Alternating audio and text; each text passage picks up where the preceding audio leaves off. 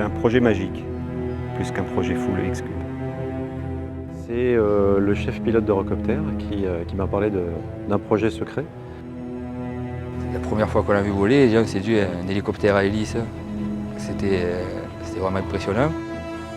Et quand on voit le chemin parcouru, c'est énorme en fait, c'est colossal.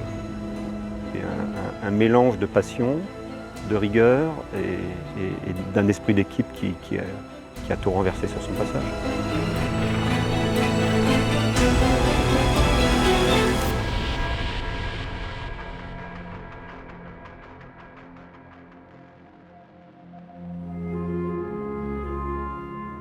On a tous ensemble vécu des moments assez intenses. Je veux dire, le premier vol, ça a quand même été une expérience assez extraordinaire.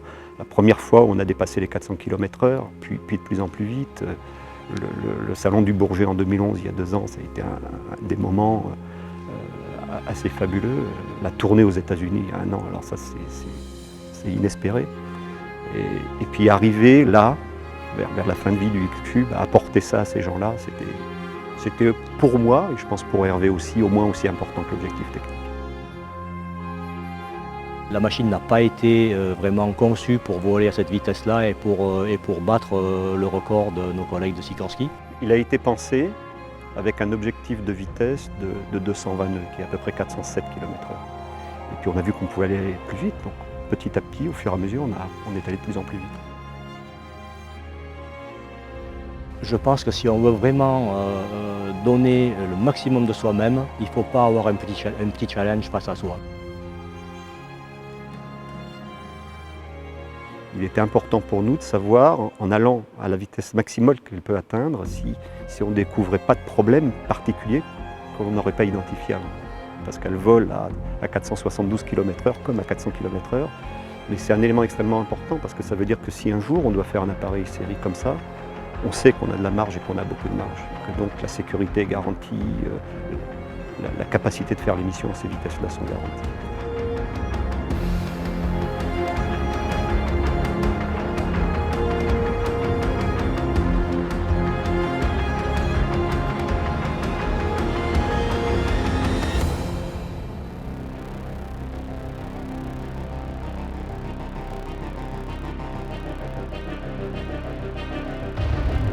Quand on veut aller vite, il faut vaincre ce qu'on appelle la traînée, c'est-à-dire la résistance de l'air. On a essentiellement travaillé sur le carénage du moyeu rotor et la façon dont ça se raccorde à la cellule. Le train d'atterrissage qui est rentrant, on a mis des trappes pour fermer et ça permet de diminuer en fait les turbulences. C'est à peu près les seules modifications qu'on a faites, hein, c'est d'essayer de diminuer la résistance dans l'air de la machine.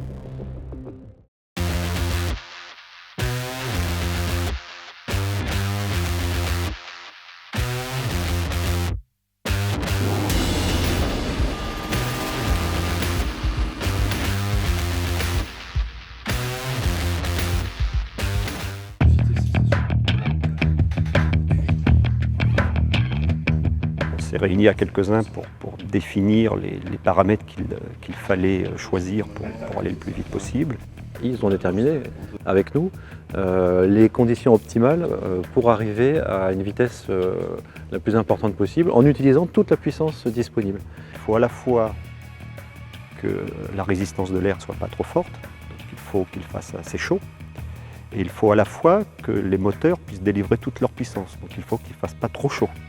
On s'est posé différentes questions, en particulier en fonction des paramètres, de la température qu'on allait rencontrer à 3000 mètres d'altitude, qui est à peu près la hauteur où on sinon, volait. quand tu les mets sur extraordinateur, tu m'envoies le lien et puis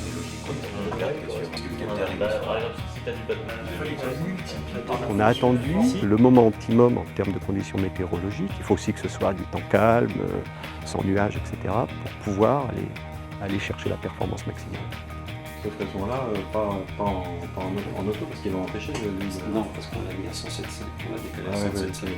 Un message plutôt que 11-11-1, De façon à voir le moment, pas trop de collectif. Ça donne de la marge, ça.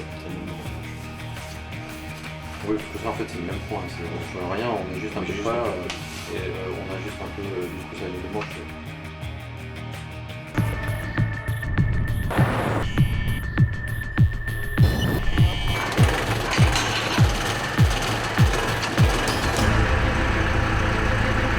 on va se promener.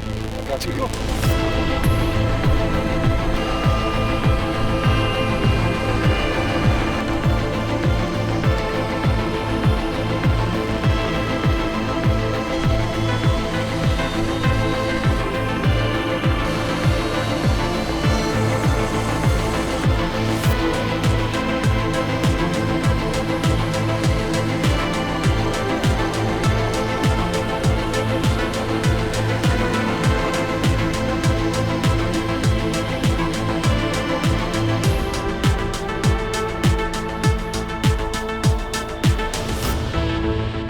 Finalement, le vol, c'est un vol assez court par rapport à d'autres. Essentiellement, on décolle, on monte à l'altitude qu'on avait choisie et on accélère. Si on peut ouvrir sur un cap 120 pour laisser établir un nautique, j'ai un 990, terme de travail. J'espère que ça va marcher. Et on met la puissance. C'est bon pour tout le monde 232. On passe 248 nœuds, 246 nœuds. 253. Je vais venir ajuster en fait, plus qu'à 295. On a fait une première accélération à une première altitude et on s'est rendu compte qu'on pourrait gagner un tout petit peu en changeant d'altitude. On est descendu de pas grand chose, de 1000 pieds, de 300 mètres. Et on met la puissance. C'est bon pour tout le monde Donc pour moi, essentiellement, l'objectif c'était de rester bien stable en palier puisque le record, il est valable si on est en palier. Si on descend, ça n'a pas de sens. On passe 248 nœuds, 246 nœuds. Encore la marge de puissance. Et donc on a accéléré, on a passé la puissance maximum sur les moteurs, sur les hélices. 253, 254, 254 nœuds. Et puis tout doucement, la vitesse a augmenté et on a vu qu'on avait 255 nœuds qui s'affichaient et qui se maintenaient pendant un certain temps. Ouais, 254 nœuds, 255 de manœuvre, 255 ok.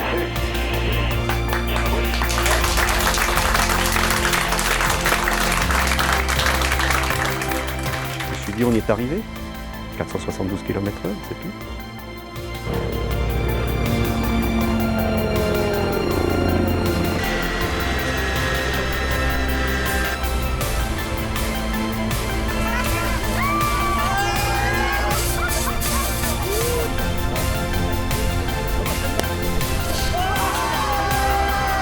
Le 255 nœuds, c'est une fierté pour toute l'équipe. Et voilà quoi, c'est magnifique. Allez, s'il vous plaît, regardez-moi.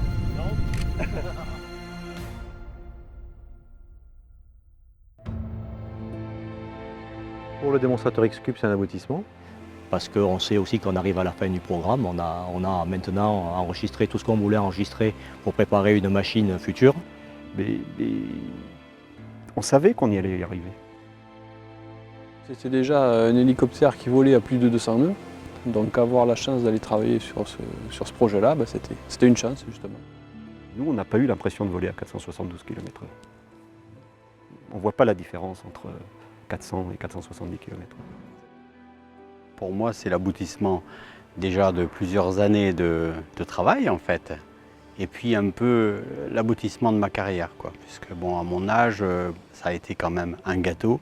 Aujourd'hui, je pense que c'est la cerise sur le gâteau, quoi. Quand j'avais 9 ans, l'homme a marché sur la Lune et Concorde a fait son premier vol. Et je pense que moi, j'ai rêvé tout petit, à l'adolescence, de voler dans une machine comme ça. Ils me l'ont offert. Beaucoup de compagnons, de personnes, d'ingénieurs ont œuvré dans le même sens en faisant preuve de beaucoup d'abnégation, on va dire. Nous, mécaniciens, on le vit en fait. On vit l'hélicoptère, on vit au quotidien. Et quand ils partent, ce sont nos amis qui partent. Donc ils partent après notre travail. Donc on a toujours la question, bon, est-ce que tout va aller bien? Et c'est en même temps aussi la décompression parce que on sait que tout s'est bien déroulé, tout a été safe et voilà. On est content de l'avoir fait pour l'équipe, pour X-Cube, pour tous les gens qui travaillent sur ce projet, pour Eurocopter, parce que finalement c'est la vitesse la plus importante atteinte par un hélicoptère d'Eurocopter, et même d'ailleurs par n'importe quel hélicoptère. C'est une équipe et une entreprise qui s'inscrivent dans l'histoire.